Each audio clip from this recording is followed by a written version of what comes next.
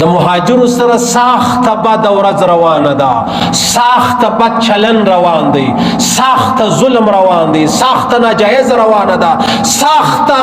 د انسانیت خلاف سلوک ورسره روان دی. اوس په ته وایي چې مولوي صاحب ستا په هر شي کار دی، ستا مړ پلار که په قبر کې پروت دی، که هغه نه یې نکاح به دې پروت دی، هغه ته وایم اوس ما په هر شي کار دی، په هر شي مې کار دی. صحیح سو؟ که سپی یاست نو خو بیا مې پرېږدم نه، که سړی یاست بیا دا زما خبره را سره واورئ. خبره دا ده چې 40 کاله دا مهاجر په دې وطن کې اوسېدل. د الله رسول فرمایي تاسو به څه کوئ؟ د مظلوم نصرت و مدد به کوئ. رواه البخاري. د الله رسول فرمایي ته به د ظالم او مظلوم نصرت کوئ. رواه البخاري. د ظالم د مظلوم د خورا معلومه ده د ظالم څنګه وکم، ظالم لاس ونیسه، مظلوم به د دې مشکل څخه خلاصي. اوس خبره دا د عزیزانو د هجرت خو ډیر عظیم اجر دی. د الله رسول یو صحابي راغی ایمان یې راوړی، بیا ورته ویل یا رسول الله ماته دا راوښیه چې ما ایمان راوړی یا زما هجرت وکړي،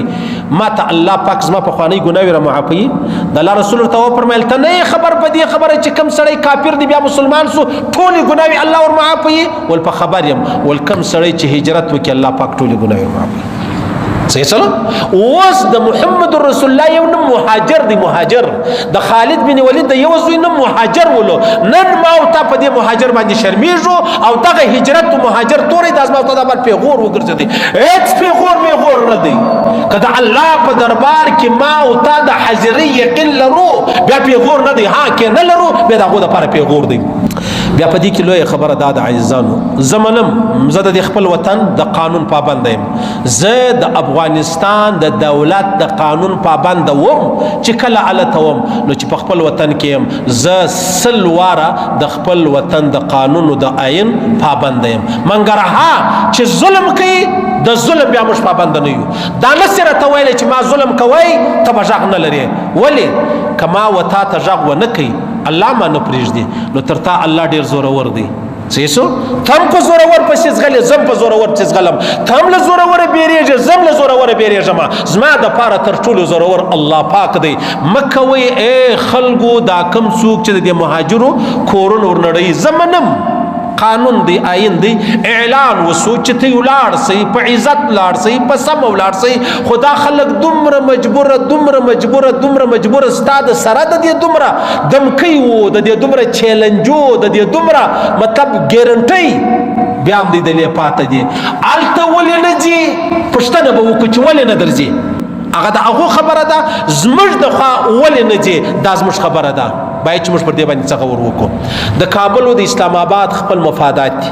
اسلام آباد خپل ګټه غواړي، کابل خپل ګټه غواړي، په ګر دنیا کې دا سلسله روانه ده، هر سړی خپل ګټه غواړي. تاسو خپل مفادات تر سره کوي خو دغه یو خبره در سره کښېږدئ زور او دغه جبر او دا ناکي د دې زور تر دا مظلوم ولس مباسي مباسه. ولې مباسه؟ دا به احو کې د الله په دربار کې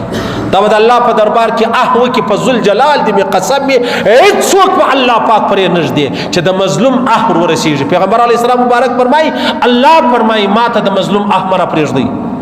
ما ته د مظلوم احمر پرېږدي او چې کله مظلوم اح وکي الله د عرش ور باندې راځي کې درلم لړ سټې مجمع تراک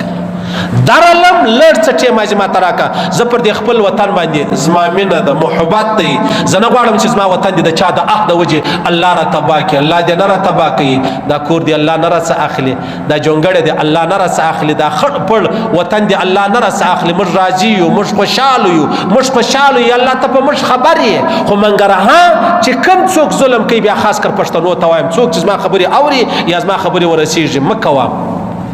نن الله پاک ته پر بارډر باندې کښېنولی پر کرسۍ کمپیوټر دې مخ ته پروت دی، په لاین کې خلک درته ولاړ دي، هغه داسې کپېږي. هغه ورځ را روانه ده چې د الله و دربار ته به ولاړې داسې به کپېږي. نو ته به د دې سره څه وکړې؟ الله به ستا سره څه وکړي؟ الله ستا سره هر څه کولی شي، ته د دې سره هېڅ نه شې کولی. هغه ورځ را روانه ده دلته خلک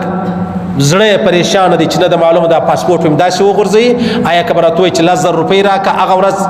ستا د بارډر دغه سلسله روانه ده. زه خواست ورته کوم، زه زارۍ ورته کوم، زه منت ورته کوم زه ننوات ورته کوم مکوئ په لا اله الا الله چې د ظالم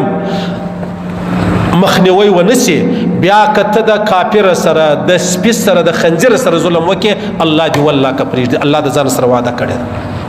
مکوا دا به ستا تر کور ووځي خدای دې نه کوي ستا په دې موږ نه خوشحاله کېږو ستا تر نسل به ووځي ستا تر اولاد به ووځي ستا تر اهل به ووځي الله دې نه کوي خو ته دا شام پرېږده ته چې څومره قوت لري هغه لوی رب ډېر عظیم دی هغه ډېر قدرت لري د چا کورو ته مو راوړئ د چا کور ته مو راوړئ دا ډېره بده ده دا ډېره ستړې ده دا ډېره ستومانه ده او د چا کورونه مه نړوئ ورسئ خواستئ وزارئ یو واره نه 15,000 وارې ورته وکړه 15,000 واره کورونه پاته سلو جایدادونه پاته سلو کاروبارونه پاته سلو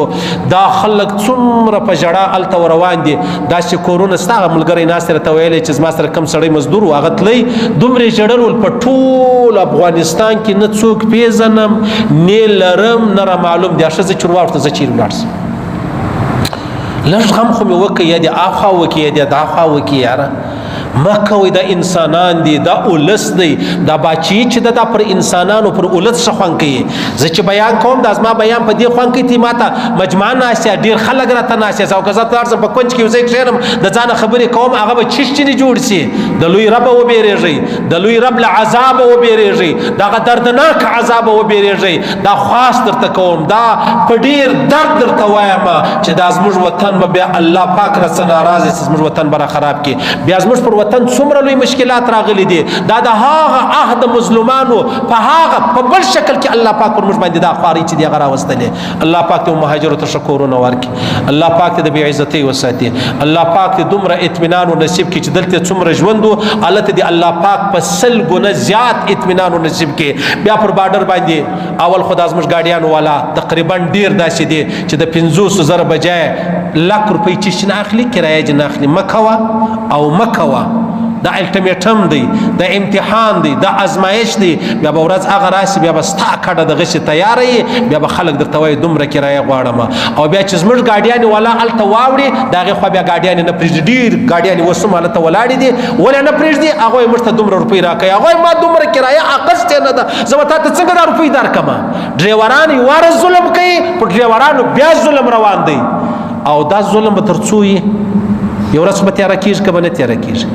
دا ورځ خو به یو ورځ شپه کېږي او شپه کېږي پر لوی رب ایمان لري پر محمد رسول الله لري د قبر پر عذاب لري پر پل صراط چې کوم مشکل دی هغه لري هغه حساب او کتاب هغه لري و لرم بیا ولیکئ او زه به بله درته عجبه به درته وکړم دا به ته در اوسه نه یې اورېدلې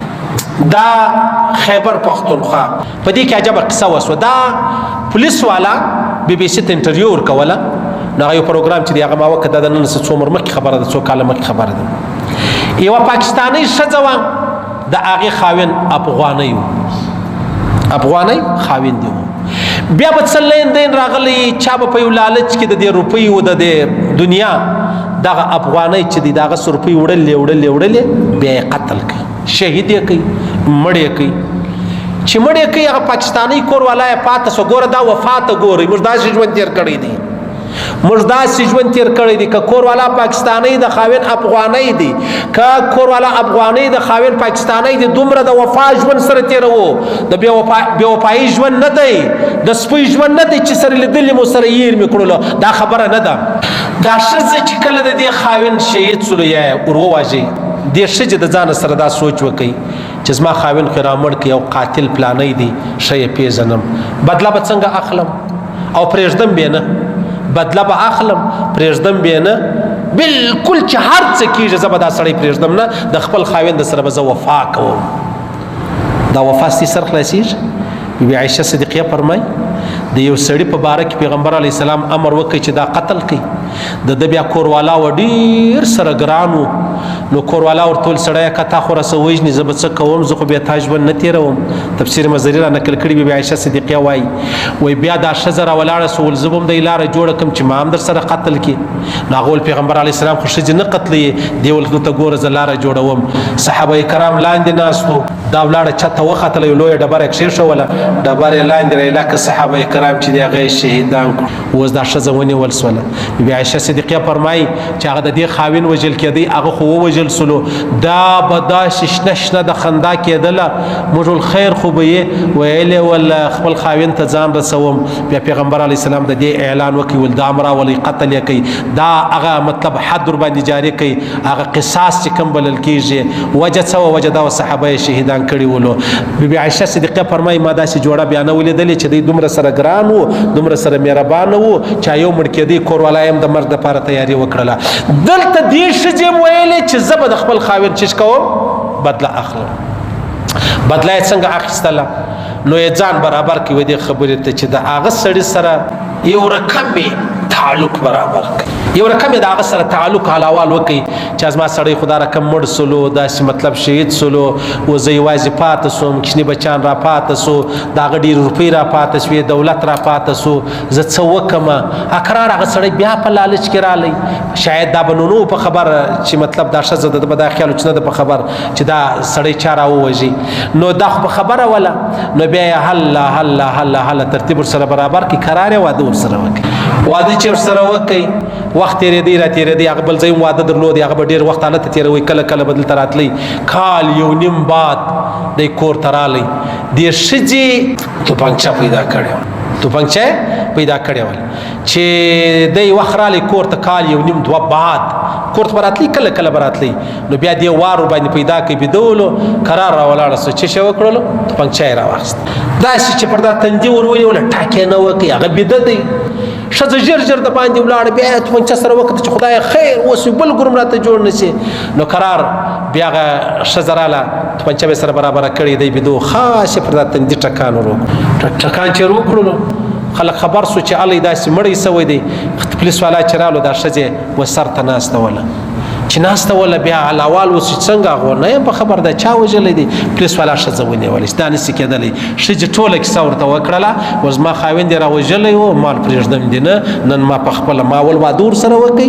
بیا مې په خپله مړ کړي پولیس والا وایي موږ په خپل ژوند کې داسې قصه لیدلې نه وه زموږ د افغانیانو پاکستانیانو دغه وفا روانه ده ها د اسلام آباد او د کابل د خپل مفادات هر یو د خدای په خپلو مفاداتو کې کامیابه کړي هر یو ته د خپل وطن الله پاک کشمیر کې موږ په هغه وطن هم نه خوشحاله کېږو چې خدای خراب کړي په خپل وطن خو په زر واره نه خوشحاله کېږو چې خدای خراب کړي خو الله پاک دی دا چې کم ظلم روان دی دا ظلم دی الله د مابین ځه وباسي د مظلومانو دی الله رب العزت نصرت و مدد وفرمایي چې کم ظالمان دی هغو ته خواست کوو قرآن ورته نسو چې مه کوه الله پاک به داسې ستا تر تن وباسي بیا به زغملی نه سي بیا به برداشتولی نه سي الله پاک دی هر مسلمان جوړ روغ خوشحاله لري که مهاجر دی هغه دی الله پاک دورې خوشحاله لري که انصار دی هغه دی الله پاک د لې خوشحاله لري